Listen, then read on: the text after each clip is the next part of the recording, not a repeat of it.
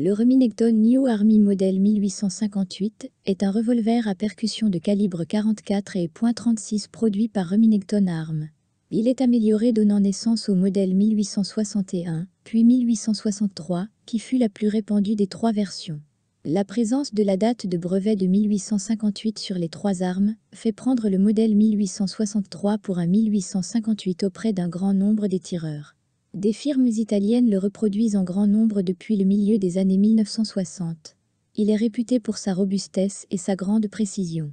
Le chargement de ce revolver se fait par l'avant du barillet via un refouloir situé sous le canon. Une dose de poudre, une bourre, facultative selon la dose de poudre, pour combler le vide entre la poudre et la balle, puis la balle, posée de façon à affleurer le bord du barillet. Une fois toutes les chambres chargées, le tireur peut ajouter de la graisse sur les balles, afin d'éviter les départs en chaîne, lorsqu'une étincelle passe de la chambre indexée face au canon à une ou plusieurs autres chambres, provoquant le départ de plusieurs coups. Un départ en chaîne peut se produire avec des balles coulées, si le méplat de celle-ci se trouve en travers de la chambre. La graisse sert surtout à conserver ses charges à l'abri de l'humidité. Ce n'est qu'une fois ces opérations réalisées que le tireur peut ajouter ses amorces, qu'il aura eu le soin de pincer pour qu'elles tiennent en place sur les cheminées. Le chargement d'un revolver à poudre noire prend environ 1 minute, avec un peu d'entraînement. L'utilisation de cartouches papier, cartouches combustibles, intégrant poudre, bourre, balles, parfois suiffées de surcroît, pour diminuer l'impact de l'humidité, a permis de diminuer notablement le temps de recharge.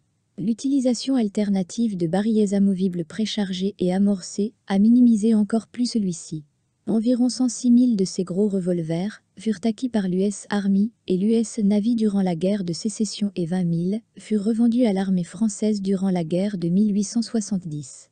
Environ 15 000 revolvers Remington furent vendus sur le marché civil, il fut notamment visible dans les mains de Frank James et de Buffalo Bill.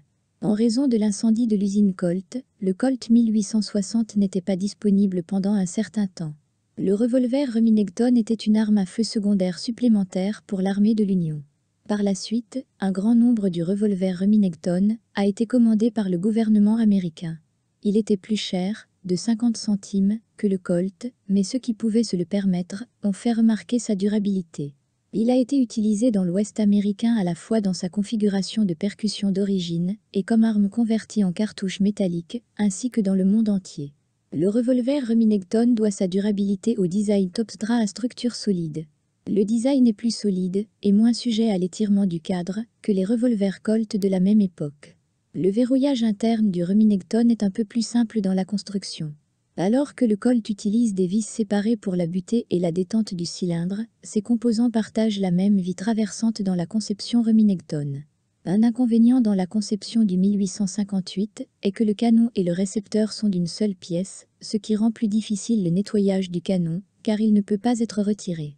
Une autre caractéristique innovante, apparue pour la première fois dans la série de production du modèle 1863, étaient les fentes de sécurité fraisées entre les chambres du cylindre.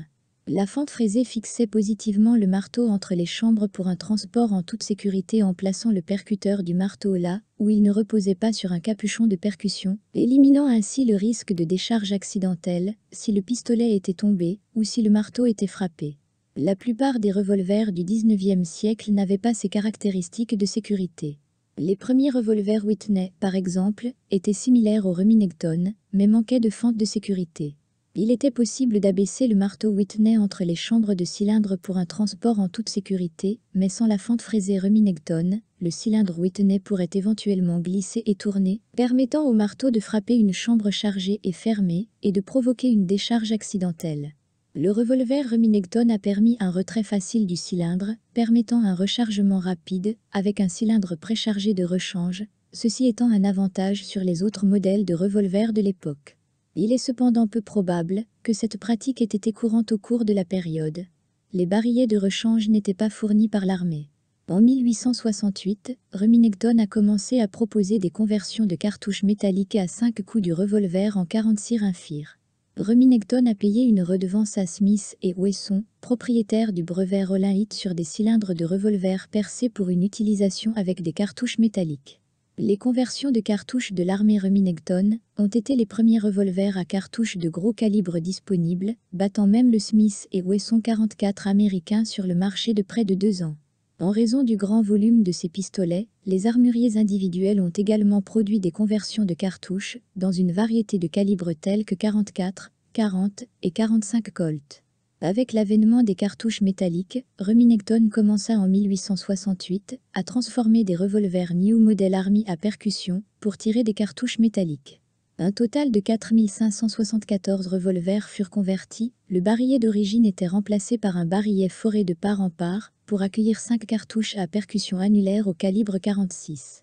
Ces revolvers sont reconnaissables à l'inscription patentée April 3D 1855, date du brevet de Rollin Litt, ex-employé de chez Colt, qui a vendu ses droits à l'exploitation à Smith et Wesson. Un accord avec Smith et Wesson permettait à Remington de mettre ses Remington Improved Army Revolver sur le marché. D'autres modèles, le New Model Navy en calibre .38 et des revolvers plus petits furent convertis, sans compter les nombreuses transformations faites par des armuriers. La conception de Remington Bill perdure aujourd'hui, sous la forme de répliques des fabricants italiens Uberti, Pietta et Euroarm, disponibles en acier moderne et cadre en laiton. Les répliques Euroarm et Uberti New Model Army sont presque identiques aux originaux. Ces répliques sont très populaires dans la reconstitution de la guerre civile et le tir d'action cowboy. Plusieurs sociétés produisent des cylindres de conversion à insertion pour les répliques, permettant le tir de cartouches modernes à basse pression sans altérer le cadre du revolver. Ces conversions, bien sûr, s'apparentent aux conversions originales des cartouches Remington utilisées à la frontière occidentale des années 1860 et 1870. Le cylindre de percussion peut être utilisé de manière interchangeable. En raison de la valeur et de la délicatesse des revolvers d'origine, ils ne sont pas recommandés à des fins de prise de vue moderne.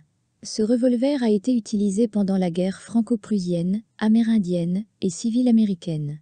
De nos jours, le Remington New Model est une arme que l'on retrouve fréquemment en stand de tir.